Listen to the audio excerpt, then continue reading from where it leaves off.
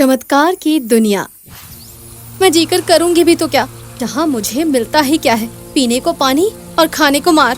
जैसे ही ये कहकर स्नेहा नदी में कूदने को जाती है, उसके पास रखी किताब के पन्ने अपने आप पलटने लग जाते हैं और किताब में से एक तेज रोशनी बाहर आती है। ये बातें तो सदियों से कही और सुनाई जा रही हैं कि ऐसे 7 रहस्यमय द्वार या कहें कि 7 छुपे हुए रास्ते धरती पर देखे जा सकते हैं और वो आज भी मौजूद हैं, जिसके रास्ते हम रहस्यमय यात्रा पर निकल सकते हैं। ये कहानी भी ऐसी ही एक यात्रा पर आधारित है। स्नेहा को बचपन से ही जादुई दुनिया को जानने में बड़ी ही दिलचस्पी थी और वो ऐसे ही रास्तों की तलाश किया करती थी। एक दिन जब वो जंगल के रास्ते स्कूल जा रही होती है तो उसे पेड़ के नीचे एक मंत्रों की किताब मिलती है, जिसे वो अपने साथ ले आती है और हर रात उन मंत्रों से जादू करने की कोशिश करने लगती है। अरे स्नेहा, उठ भी जा, सोती रहेगी क्या? 8 बज गए हैं, तुझे स्कूल नहीं जाना क्या? क्या 8 बज गए? हे भगवान, सुला तो मैं तुझे 9 बजे ही देती हूँ, तो तुझे इतनी देर कैसे हो जाती है उठने में?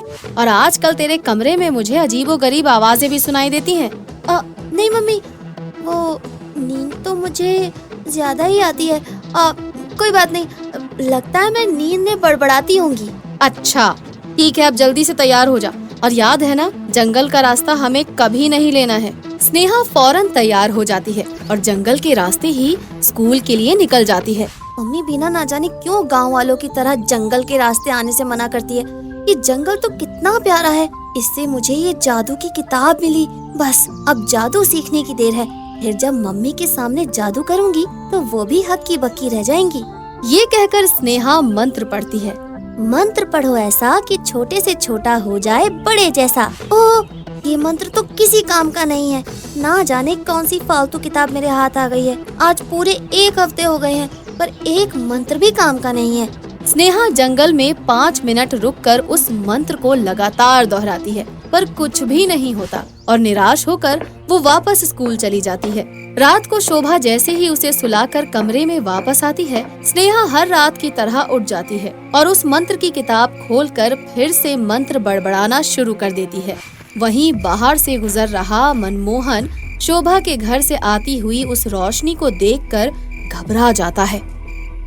कहीं स्नेहा को किसी भूत ने तो नहीं पकड़ लिया?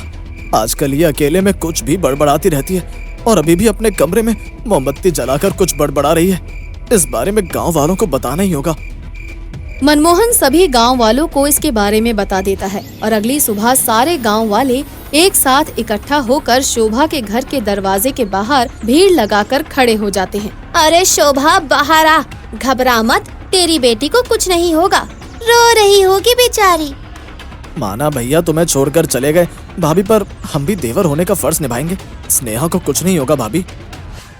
गांव वालों की आवाज सुनकर जैसे ही शोभा अपने घर के दरवाजे को खोलती है, वो देखती है कि पूरा का पूरा गांव उसके घर के बाहर ही जमा हो गया है। घर में आत्मा का साया है, मैं महसूस कर सकता हूँ। बच्ची को बाहर बुलाओ। ये सब क्या है? मुझ में कोई आत्मा नहीं है। कैसी फूटी किस्मत शोभा की। एक तो भरी जवानी में पति छोड़कर चला गया, दूसरा बेटी है जो अकेले में बड़बड़ाती रहती है। कोई झाड़ फूक कीजिए बाबा और इस लड़की को इस साए से बचा लीजिए बस। हाँ, मतलब ये सब मेरा वहम नहीं था। रात को तेरे कमरे से आवाज आती है। कहीं तूने जंगल का रास्ता तो नहीं लिया ना स्कूल जाने के लिए? इसीलिए मैं तुझे पढ़ा रही थी क्या? क्यों काटी मेरी बात तूने? अब तुझे कुछ हो जाएगा तो मैं कैसे जी पाऊंगी, बता तू।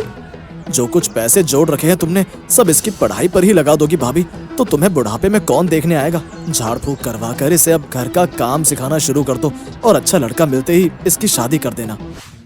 इस हादसे के बाद शोभा स्नेहा को स्कूल भेजना बंद कर देती है और उसकी सारी किताबें उससे छीन लेती है। पर स्नेहा जंगल से मिली किताब को अपने कपड़ों में छुपा कर रख देती है, पर उसे दोबारा कभी नहीं खोलती। यूं ही दिन बीत जाते हैं और स्नेहा की उम्र अब शादी की हो जाती है। गांव वालों के बताए एक लड़के से शोभा स्नेहा की शादी करवा देती है।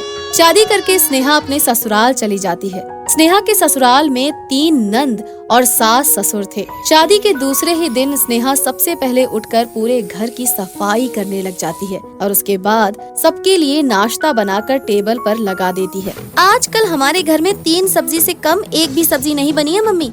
यही तो होता है भिखमंगों के घर से लड़की लाने का नतीजा। बेशर्म, तेरे कारण मेरी बहन का सुबह सुबह मूड खराब हो गया। ये कहकर मोहन उठता है और स्नेहा के गाल पर एक थप्पड़ जड़ देता है। अपने ससुराल के पहले ही दिन बिना किसी गलती के स्नेहा को अपने पति की मार खानी पड़ती है।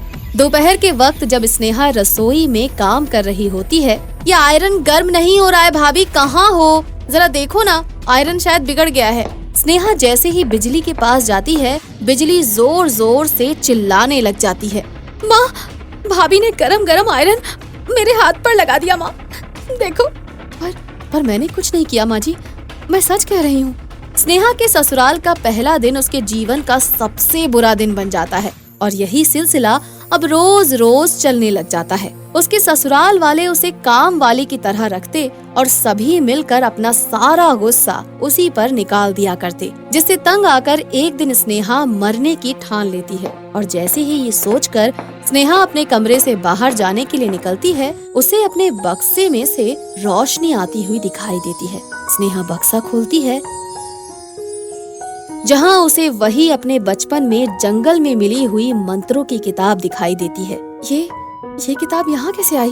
खैर, जैसे भी आई हो, कौन सा किताब के अंदर के मंत्र मुझे मरने से बचा लेंगे। उसी किताब को हाथ में उठाए स्नेहा उस जंगल में चली जाती है जहाँ से वो अक्सर बचपन में स्कूल जाया करती थी और जंगल के अंत से निकलती हुई नदी के पास जाकर खड़ी हो जाती है। मैं आ रही हूँ, मैं जीकर करूँगी भी तो क्या, जहाँ मुझे मिलता ही क्या है, पीने को पानी और खाने को मार।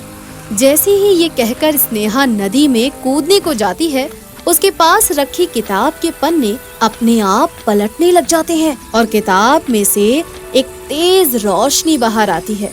3 नौर किताब में लिखे मंत्र आसमान में उड़ने लग जाते हैं। दुखी है इस किताब की चाबी, लो बदला अपने दुश्मनों से और मनवाओ उनसे अब माफी। अब से तुम जो चाहोगी वही होगा। ऐ नदी, तू अपने बहाने की दिशा बदल ले।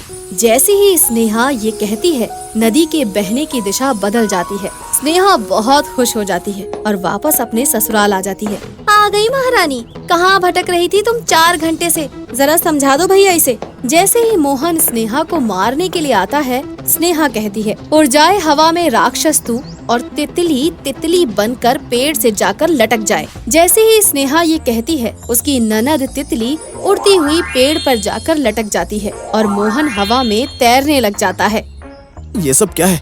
ये कोई जादूगरनी है? बचाओ मुझे, बचाओ। तेरी इन हरकतों से मैं नहीं डरने वाली स्नेहा। कौन सा सस्ता जादू सीख कर आई है तू? बता, मुझे जलाया था ना तूने, अब रुक। स्नेहा अपने जादू से बिजली के चारों तरफ आग लगा देती है और ऐसा ही कुछ वो बाकी सभी के साथ करती है। अपने ससुराल वालों को सबक सिखाकर स्नेहा वापस अपनी माँ के पास लौट आती है। काश हम बहुत अमीर होते, हमारा एक बड़ा घर होता, मेरे घर में मेरी मम्मी के साथ मेरे पापा भी होते और हम तीनों साथ साथ रह पाते तो कितना अच्छा होता।